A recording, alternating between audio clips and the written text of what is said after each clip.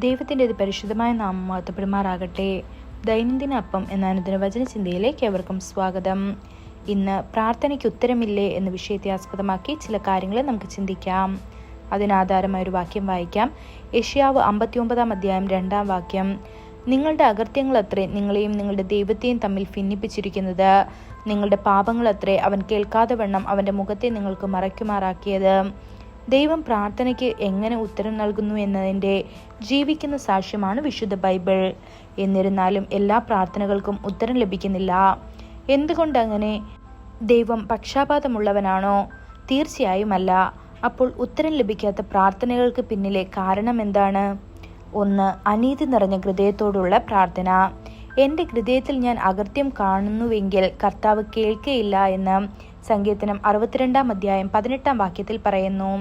പാപകരമായ ചിന്തകൾ, ദുഷ്ട ഉദ്ദേശങ്ങൾ, ദ്രോഹപരമായ മനോഭാവങ്ങൾ എന്നിവ നമ്മുടെ പ്രാർത്ഥനയ്ക്ക് ആത്മീയ തടസ്സങ്ങളായി പ്രവർത്തിക്കുന്നു. അതുകൊണ്ടാണ് പ്രാർത്ഥിക്കുന്നതിന് മുൻപ് ദൈവവുമായുള്ള നമ്മുടെ ബന്ധം പരിശോധിക്കേണ്ടത്.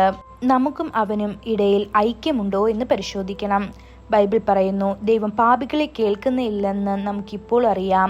എന്നാൽ ആരെങ്കിലും ദൈവത്തെ ആരാധിക്കുകയും അവൻ്റെ ഇഷ്ടം ചെയ്യുകയും ചെയ്താൽ അവൻ അവൻ്റെ പ്രാർത്ഥന കേൾക്കും എന്ന് യോഹന്നാൻ 9 അധ്യായം 31 വാക്യത്തിൽ പറയപ്പെടുന്നു.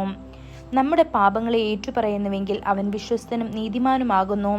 നമ്മുടെ പാപങ്ങളെ നമ്മോട് ക്ഷമിച്ച് സകല അനീതിയും പോക്കി നമ്മെ ശുദ്ധീകരിക്കുമെന്ന് 1 യോഹന്നാൻ 1 അധ്യായം 9 വാക്യത്തിൽ പറയപ്പെടുന്നു. പ്രിയ ദൈവമക്കളെ, നിങ്ങളുടെ പാപങ്ങളെ ഏറ്റുപറഞ്ഞ് അവൻ്റെ മുൻപിൽ നിങ്ങളുടെ ഹൃദയം വെച്ചുകൊള്ളുവീൻ. 2. കയ്പോടെയോ ക്ഷമയില്ലാതെയോ ഉള്ള പ്രാർത്ഥന. നിങ്ങൾ പ്രാർത്ഥിക്കുമ്പോൾ നിങ്ങൾക്ക് ആരോടെങ്കിലും എന്തെങ്കിലും വിരോധമുണ്ടെങ്കിൽ സ്വർഗസ്ഥനായ നിങ്ങളുടെ പിതാവ് നിങ്ങളുടെ പിഴകളെ ക്ഷമിക്കേണ്ടതിന് അവനോട് ക്ഷമിക്കുവീൻ എന്ന് മർക്കോസ് 11 അധ്യായം 25 വാക്യത്തിൽ പറയപ്പെടുന്നു. നാം കർത്താവിനോട് പ്രാർത്ഥിക്കുമ്പോൾ ഞങ്ങൾ എന്താണ് ചോദിക്കുന്നതെന്ന് നമുക്ക് മനസ്സിലാകുന്നുണ്ടോ? ഞങ്ങൾക്കെതിരെ പാപം ചെയ്യുന്നവരോട് ഞങ്ങൾ ക്ഷമിക്കുന്നത് പോലെ ഞങ്ങളുടെ പാപങ്ങളെ ഞങ്ങളോട് ക്ഷമിക്കണമേ.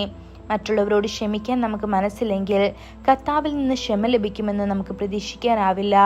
അല്ലെങ്കിൽ നമ്മുടെ പ്രാർത്ഥനകൾക്ക് ഉത്തരം ലഭിക്കുമെന്ന് നമുക്ക് പ്രതീക്ഷിക്കാനാവില്ല. 3. കപട പ്രാർത്ഥന.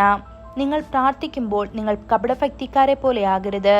കാരണം മനുഷ്യർ കാണേണ്ടതിന് അവർ സിനഗോഗുകളിലും തെരുവീഥികളിലും കോണുകളിലും നിന്ന് പ്രാർത്ഥിക്കാൻ അവർ ഇഷ്ടപ്പെടുന്നു എന്ന് മത്തായി 6 അധ്യായം 5 വാക്യത്തിൽ പറയപ്പെടുന്നു.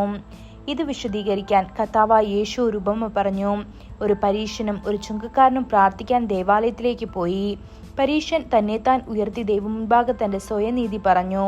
എന്നാൽ ആ പ്രാർത്ഥന അവനൊരു പ്രയോജനവും ചെയ്തില്ല. പ്രിയ ദൈവമക്കളെ, എപ്പോഴും നിങ്ങളുടെ ഹൃദയത്തിൻ്റെ ആഴങ്ങളിൽ നിന്ന് താഴ്മയോടും ആത്മാർത്ഥതയോടും അനുതാപത്തിൻ്റെ ആത്മാവോടും കൂടി പ്രാർത്ഥിക്കുക. അതിനായി ദൈവം നമ്മെ ഓരോരുത്തരെയും സഹായിക്കുമാറാകട്ടെ. കൂടുതൽ ധ്യാനത്തിനുള്ള വാക്യം യാക്കോബ് 4 അധ്യായം 3 വാക്യം. നിങ്ങൾ യാചിക്കുന്നു എങ്കിലും നിങ്ങളുടെ ഭോഗങ്ങളിൽ ചെലവിടേണ്ടതിന് വല്ലാതെ യാചിക്കൊണ്ട് ഒന്നും ലഭിക്കുന്നില്ല. ഇന്നത്തെ ബൈബിൾ വായന രാവിലെ സങ്കീർത്തനങ്ങൾ 105, 106 അധ്യായങ്ങൾ, വൈകുന്നേരം 1 കൊരിന്ത്യർ 3 അധ്യായം. ആമേൻ.